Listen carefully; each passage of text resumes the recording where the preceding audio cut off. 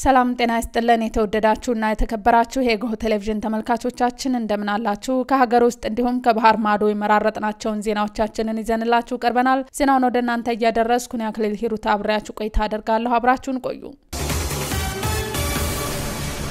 በቅድሚያ በሀገራዊ ምክክር ከፍተኛ ህብረተሰብ ተሳትፎ እንዲኖር ወጣቶች የበኩላቸው ሚና እየተጫወቱ ናቸው ሲሉ የሀገራዊ ምክክር ኮሚሽን ዋና ኮሚሽነር ፕሮፌሰር መስፍን አራያ ገለጹ የወጣቶች ሚና ለውጤታማ ሀገራዊ ምክክር በኢትዮጵያ በሚል መሪ ሐሳብ ከወጣቶች ጋር የምክክር መድረክ ተካሂዷል ፕሮፌሰር መስፍን አራያ በዚህ ወቅት ተሻጋሪ ለሆኑ ችግሮችና ለመግባባቶች መፍትሄ ለመስጠት ኮሚሽኑ እየተገበረ የሚገኘውን የውይይት ሐሳብ እንዲያሳካ የላቀ ህብረተሰብ ተሳትፎ ወሳኝነት እንዳለው ተናግረዋል በዚህም ወጣቶች በአጀንዳ ማሰባሰብ ሂደቱ ያለሰለሰና ጥረትና ተሳትፎ ሲያደርጉ መቆየታቸውን አንስተዋል የሀገራዊ ምክክር ኮሚሽኑ ባደረገው የአጀንዳ ማሰባሰብ ወጣቶች ሀገራዊ ፋይዳቸው የጎላ አጀንዳዎችን የመለየት ስራ በመስራት ረገድ ወጣቶች ሚና የጎላ እንደነበር ማመላክተዋል ወጣቶች በተለያየ ጊዜ ልዩነት በሚከሰቱ ግጭቶች ግንባር ቀደም ገፍት ቀማሽ መሆናቸውን ያነሱት ዋና ኮሚሽነሩ ይህንንም ታሪክ በመቀየር ወጣቶች ለሰላምና መረጋጋት መስፈን ግንባር ቀደም ተሰላፊ በመሆን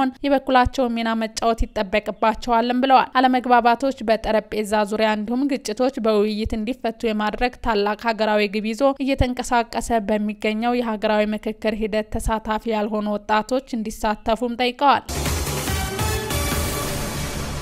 የኢትዮጵያ ኦርቶዶክስ ተዋሕዶ ቤተክርስቲያን ፓትርያርክ ብፁዕ ወቅዱስ አቡነ ማትያስ ቦሌ ዓለም አቀፍ አውሮፕላን ማረፊያ አካባቢ ችግኝ በመትከል የአረንጓዴ አሻራቸውን አኖሩ በመርሃ ግብሩ ላይ የመንበረ ፓትርያርክ ጠቅላይ ቤተ ክህነት ዋና ስራ አስኪያጅ የደቡብ ምዕራብ ሸዋና የሸገር ከተማ አህጉረ ስብከት ሊቀ ጳጳስ ብፁዕ አቡነ ሳዊሮስን ጨምሮ የኢትዮጵያ ኦርቶዶክስ ተዋሕዶ ቤተክርስቲያን አባቶች ተሳትፈዋል በተጨማሪም የአዲስ አበባ ከተማ ምክትል ከንቲባ የኢንዱስትሪ ልማት ቢሮ ኃላፊ አቶ ጃንጥራር አባይና የከተማ አስተዳደሩና የቦሌ ክፍለ ከተማ የስራ ኃላፊዎች ተሳትፈዋል ጠቅላይ ሚኒስትር ዶክተር አብይ አህመድ የናይጄሪያ ምክትል ፕሬዝዳንት ካሽም ሼቲማን የህዝብ ተወካዮች ምክር ቤት አፈ ጉባኤ ታገሰ ጫፎ የክልል ርዕሰ መስተዳደሮች የሁለቱ ከተማ አስተዳደር ከንቲባዎች እንዲሁም ሚኒስተሮች በተገኙበት በአዲስ አበባ የወንዝ ዳርቻ ልማት የዘንድሮው የአረንጓዴ አሻራ መርሃ ግብር በይፋ መጀመሩ ይታወቃል በሀገር አቀፍ ደረጃ በዘንድሮው የአረንጓዴ አሻራ መርሃ ግብር በመትከል ማንሰራራት በሚል መሪ ሐሳብ 7.5 ሚሊዮን ችግኝ እንደሚተክሉም ይጠበቃል ተብሏል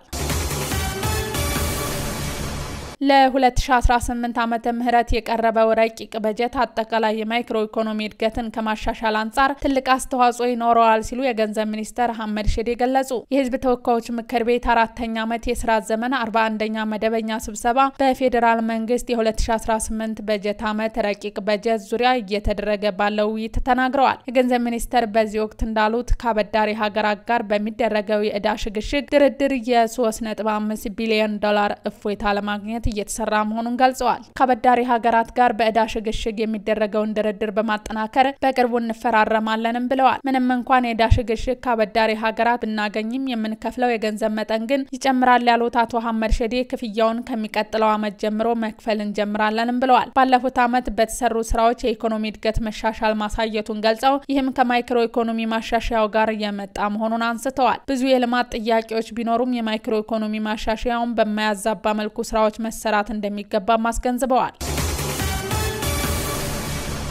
ለዝርዝር ወደ ያዝናቸው ዜናዎቻችን ስናልፍ የጤና ባለሙያዎች ከወራት በፊት ደሞዝን ጨምሮ በርካታ ጥያቄዎች በማንሳት ከመንግስት በኩል ምላሽ እንዲሰጣቸው ያቀረቡት ጥያቄ ምላሽ እንደሚያገኝ እምነት እንዳለው የኢትዮጵያ የጤና ባለሙያዎች ማህበር ገልጿል ቁም ነገር ሽፈራው ዝርዝር አላት የጤና ባለሙያዎች ከተመጣጣኝ ደሞዝ ከጥቅማ ጥቅም ከሙያ እድገት እድሎች እንዲሁም ከምቹ የሥራ ቦታና የሥራ ቦታ ነጻነት ጋር በተያያዙ ባለ 12 ነጥብ ጥያቄዎችን ሚያዝያ 3 ቀን 2017 ዓመተ ምህረት ለጤና ሚኒስቴር ማቅረባቸው የሚታወስ ሲሆን በእነዚህም መንግስት እነዚህን ጥያቄዎች በተሰጠው 30 ቀናት አልፈጽምም በሚል ከግንቦት 5 ጀምሮ ለአንድ ወር የሚቆይ የሥራ ማቆም አድማ ማድረጋቸው ይታወቃል ከሰሞኑም ጠቅላይ ሚኒስትር ዶክተር አብይ አህመድ ከፖለቲከኞች ከመምህራን የሃይማኖት ተቋማት ጋር ውይይት ያደረጉ ሲሆን ጥያቄያቸውን ጥያቄያቸውን ሲያቀርቡ ከቆዩት የጤና ባለሙያዎች ጋርም ውይይት አድርገዋል። በውይይቱ ላይም የጤና ባለሙያዎች ጥያቄ የፖለቲካ ፍላጎት ባላቸው አካላት ተጠልፎ ከባለሙያዎች እጅ ወጥቷል ሲሉም ጠቅላይ ሚኒስተሩ ተናግረዋል። የጤና ባለሙያዎች ጥያቄ በራሳቸው በጤና ባለሙያዎች ተነሳሽነት የተጀመረ ነው የሚሉት የኢትዮጵያ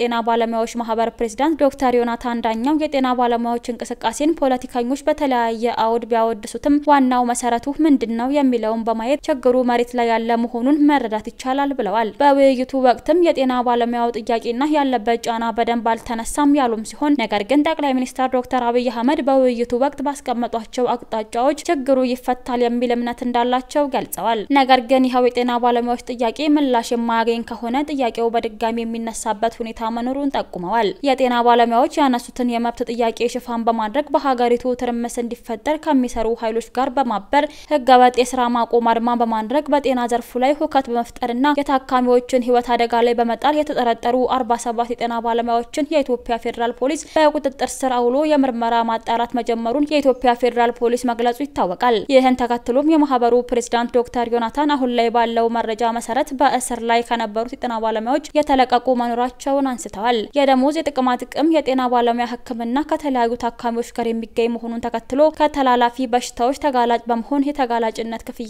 የጤና ባለሙያዎች የጤና ኢንሹራንስ የጤና ባለሙያዎች ያነሷቸው ጥያቄዎች ዋነኞቹ ናቸው። ባለፉት 5 ዓመታት ሲተገበር የቆየው ዲጂታል ኢትዮጵያ 2025 በዲጂታል ስርዓቱ ውጤት አስገኝቷል ሲሉ የኢኖቬሽንና ቴክኖሎጂ ሚኒስተር ዶክተር በለጠ ሞላ ገለጹ። አቤኔዘር ወርቁ ዝርዝር አለው። ባለፉት 5 ዓመታት ሲተገበር የቆየው ዲጂታል ኢትዮጵያ 2025 በዲጂታል ስርዓት ውጤት አስገኝቷል ሲል የኢኖቬሽንና ቴክኖሎጂ ሚኒስተር ዶክተር በለጠ ሞላ ገለጹ። ሚኒስትሩ የአንድን ሀገር ሁለንተናዊ እድገት ማረጋገጥ የሚቻለው የአሰራር ስርዓትን በሳይንስና ቴክኖሎጂ እንዲሁም በኢኖቬሽን ሲደገፍ ነው ብለዋል። ኢትዮጵያ ወደ ዲጂታል ስርዓት መግባት የሚያስችላትን የህግ ማዕቀፍ እንዲሁም ስትራቴጂ በማዘጋጀት ወደ ስራ እንደገባችም ገልጸዋል። በተጨማሪም ወደ ዲጂታል ስርዓቱ መግባት የሚችሉ መሰረተ ልማቶች ተሟልተው ተግባራዊ መደረግ መጀመራቸውንም አስታውቀዋል። ስትራቴጂው ከሀገር በቀል የኢኮኖሚ ማሻሻያና የ10 ዓመት መሪ የልማት እቅድ ስትራቴጂዎች እንዲሁም ከአፍሪካ የዲጂታል ትራንስፎርሜሽን ስትራቴጂ ጋር ተሳስሮ ሲተገበር መቆየቱንም ገልጸዋል። ባለፉት ዓመታት ተግባራዊ ሲደረግ የቆየው የዲጂታል ኢትዮጵያ 2025 ስትራቴጂ ከአንድ ወር በኋላ እንደሚጠናቀቅም ገልጸዋል። በቀጣይ 2030 ድረስ ተግባራዊ የሚደረግ የ5 ዓመት ስትራቴጂ እየተዘጋጀ እንደሚገኝም ጠቅሰዋል። ባለፉት 5 ዓመታት ሲተገበር የቆየው ዲጂታል ኢትዮጵያ 2025 ስትራቴጂ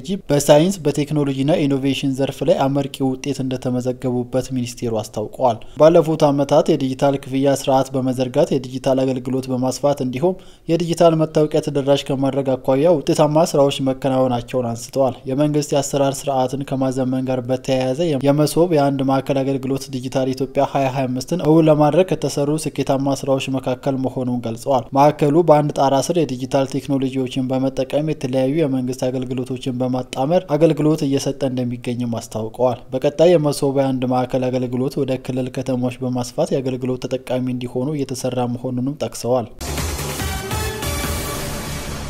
ከውጪ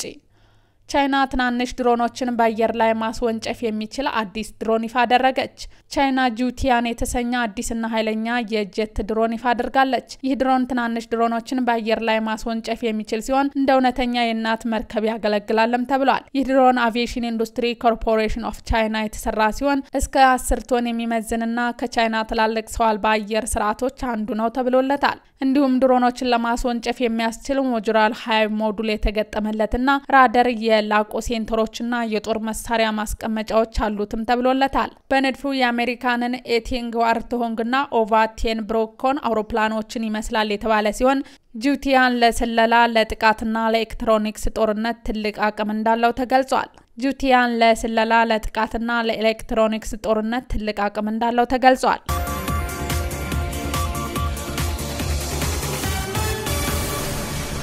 ውድ አድማጭ ተመልካቾቻችን ለዛሬ ያዘጋጀንላችሁ ዜናዎቻችን እነዚህን ይመስሉ ነበር። አብራችሁን ስለነበራችሁ ከልብ እናመሰግናለን። በያላችሁበት ሰላም